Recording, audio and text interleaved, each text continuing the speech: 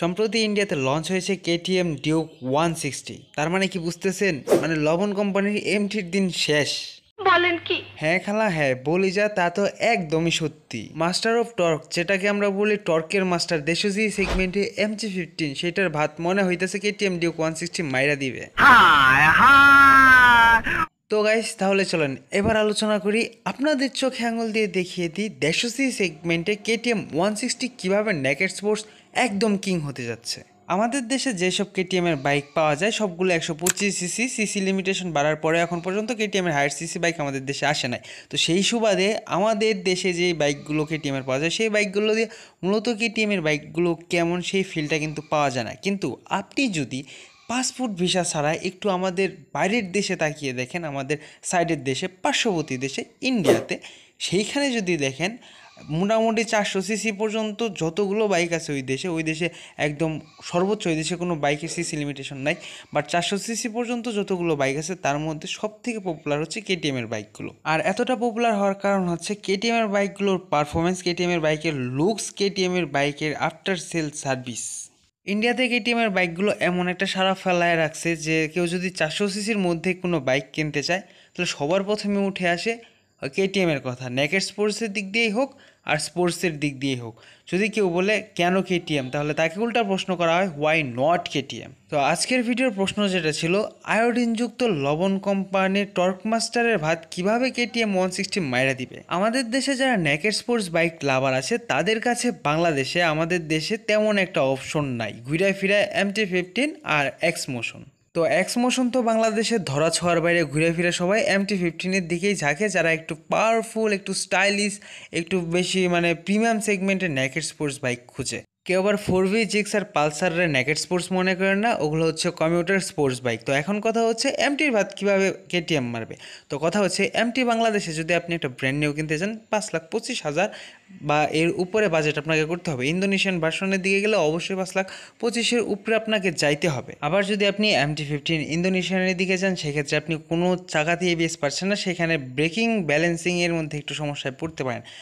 আর অবশ্যই দামটা আপনাকে যাইতে হচ্ছে ইন্দোনেশিয়ানের দিকে গেলে 5,00,000 টাকার উপরে। এই দিক থেকে যদি কেটিএম 160 বাংলাদেশে আসে, অবশ্যই আসবে, আসার সম্ভাবনা 100% বলা যায়।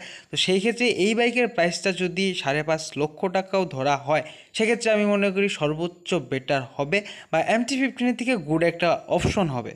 যদিও প্রাইসটা নিয়ে আমি এই ভিডিওতে সামনে আলোচনা করব, প্রাইস নিয়ে আলোচনা করব, কবে নাগাদ এই বাইকটি বাংলাদেশে আসতে পারে সেটা নিয়ে আলোচনা করবো, এর তার সাথে বাইকটাতে কী কী আছে এইসব আলোচনা করবো আজকের এই ভিডিওতেই। তো এখন কথা যেটা হচ্ছে, অবশ্যই এই বাইকটার প্রাইস আশা করতেছি 5 লাখ থেকে 5,20,000 টাকার উপরে যাবে না, যতটা এক্সপেক্ট করতেছি এর থেকে কমও হইতে পারে। এমন আছে এই বাইকটা 4.5 লক্ষ টাকা বা 4 লক্ষ টাকার মাঝে এই বাইকটা বাংলাদেশে পাইতে পারেন। আর এই কেটিএম 160 বাইকটার প্রাইস যদি বাংলাদেশে 5 থেকে 5.5 লক্ষ টাকাও হয়ে থাকে, তাহলে আমি মনে করি যারা MT15 কেনার কথা চিন্তা ভাবনা করবে এই বাইকটা আসার পরে, তারা MT15-কে বাদ দিয়ে এই বাইকের দিকেই যাবে। এবার আসি, এই বাইকটা যদি বাংলাদেশে আসে তাহলে বাংলাদেশে এই বাইকটার প্রাইস কয় টাকা হইতে পারে। দেখুন, ইন্ডিয়াতে এই বাইকটা 1,85,000 রুপিতে লঞ্চ করা হয়েছে। যদি সেই হিসাব থেকে হিসাব টানা হয় তাহলে এই বাইকের প্রাইস সর্বোচ্চ গেলে 4 লাখ টাকা বা 4,20,000-30,000 টাকা এরকম হইতে পারে। তবে এর থেকে বেশিও যাইতে পারে, এর থেকে কমও হইতে পারে, তবে কমার সম্ভাবনা তেমন একটা নাই।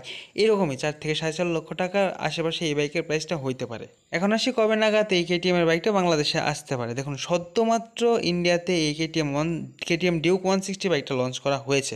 আর কেটিএম কোম্পানি যেটা ছিল সেটা এখন বাজাজের কাছে বিক্রি হয়ে গেছে। মানে বাজাজ কোম্পানি, কেটিএম কোম্পানি, দুই নামে চলতেছে মূলত কোম্পানি, তারা এখন একজনের এক মালিকের। এখন বাংলাদেশে যেহেতু কেটিএম এর শুধু 125 সিসির বাইকগুলো পাওয়া যায়, সেই ক্ষেত্রে কিন্তু বাংলাদেশে কেটিএম এর তেমন একটা বাজার নেই। যদি বাজার ধরতে হয় তাহলে অবশ্যই কেটিএম এর আরও হায়ার সিসির বাইকগুলো বাংলাদেশে আনতে হবে। সেই ক্ষেত্রে আমি মনে করি হায়ার সিসির যাত্রাগুলো শুরু করবে কেটিএম 160 বাইকটা দিয়ে। এই বাইকের হাইপটা, মানে কেটিএম এর হাইপটা তারা শুরু করবে 150 সিসির বাইক দিয়ে, এরপর 200 সিসি, এরপরে যদি 390-এর যে বাইকগুলো সেগুলো ওই 375 বা 373 সিসিতে যে ইঞ্জিনের যেটা আসতো সেই ইঞ্জিনে আসে, তাহলে সেই ক্ষেত্রে কেটিএমের হায়ার সিসি অর্থাৎ 390 সিসি পর্যন্ত বাইকগুলো বাংলাদেশে চলে আসবে। এবং বাংলাদেশে যদি ওল্ড মডেলের আরসি লুক নিয়ে এবং কেটিএমের ওল্ড ডিউকগুলো এবং নতুন যে ডিউকগুলো আছে সেই ডিউকগুলো নিয়ে যদি বাংলাদেশে কেটিএম যাত্রা শুরু করে তাহলে আমি মনে করি সর্বোচ্চ কাওয়াসাকি আসলে কাওয়াসাকি, এরপরেই নাম থাকবে কেটিএমের। আর যদি ভাই কেটিএমের ভুল করেও একবার ওল্ড মডেলের আসছে 200 আসুক আর 390 আসুক, যদি একবার বাংলাদেশে চইলা আসে ভাই কি এর R15, কি এর GSX আর কি এর CF মোটো বা কিসের কি, ডাইরেক্ট ভাই আমি কাওয়াসাকি অপশন থাকলে কাওয়াসাকি বাদ দিয়ে আমি কেটিএম ওল্ড মডেলের আরসি বাইকটা নিব, এটা যেভাবেই হোক। তো আজকের ভিডিওটা এই পর্যন্তই। তো দেখা হচ্ছে পরে এরকমই কোনো নেক্সট বাইক রিলেটেড ভিডিওতে। আশা করি এই ভিডিওটা থেকে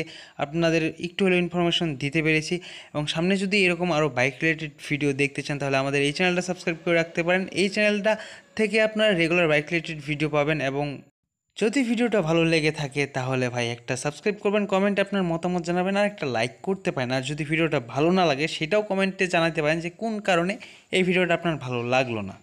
তো ভাইয়েরা আমার, বোনেরা তোমার নাম, বোনেরাও আমার। তো সবাই যারাই দেখতেছেন ভিডিওটা সবাই ভালো থাকবেন, সুস্থ থাকবেন, এবং হেলমেট পরে রাইড করবেন, সেভে রাইড করবেন। দেখা হচ্ছে এরকমই কোনো নেক্সট বাইক রিলেটেড ভিডিওতে।